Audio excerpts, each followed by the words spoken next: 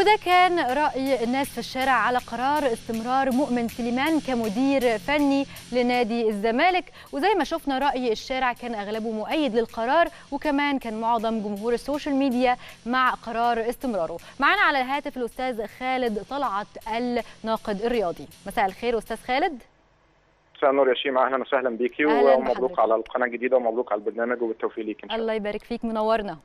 منور بيكي.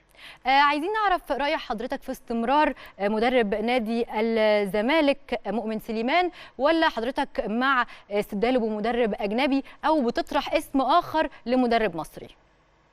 لا طبعا انا اكيد مع بقاء مؤمن سليمان مدرب الزمالك. يمكن مؤمن اجاد بشكل كبير جدا الفتره اللي فاتت. مؤمن سليمان قاد الزمالك في 4 مباريات فاز فيهم كلهم.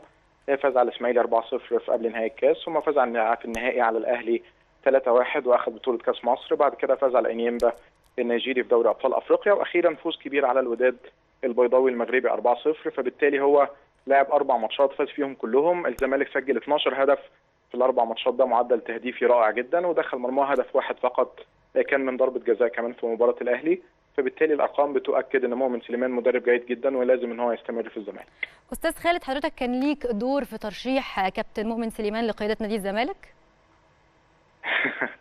في عندك معلومات كويسه، انا مش عارف جبت المعلومه منين. هو يعني مش دور كبير، هو يمكن كان احد اعضاء مجلس الاداره قبل تعيين مدرب للزمالك. كان في 2 مدربين اجانب مطروحين، واحد بلجيكي واحد ارجنتيني.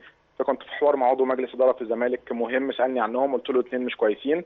فبعد كده سالني على كابتن مؤمن سليمان، قلت له لا مدرب كويس جدا، واشدت له بيه، ويمكن جبت له السيره الذاتيه بتاعته بالكامل. فبالتالي كان الحمد لله كان في دور مهم في القرار ده، واعتقد كان قرار صائب لان فعلا مؤمن سليمان اثبت نفسه. يمكن مؤمن تسبب في رحيل 3 مدربين، يمكن اطاح بخالد القماش من تدريب الاسماعيلي، بعديها اطاح بمارتن يول من تدريب الاهلي، واخيرا شراك طبعا الويلزي مدرب الوداد البيضاوي المغربي. فهو يمكن لعب 4 ماتشات تسبب في الاطاحه ب3 مدربين، فاعتقد ماشي بشكل كويس جدا.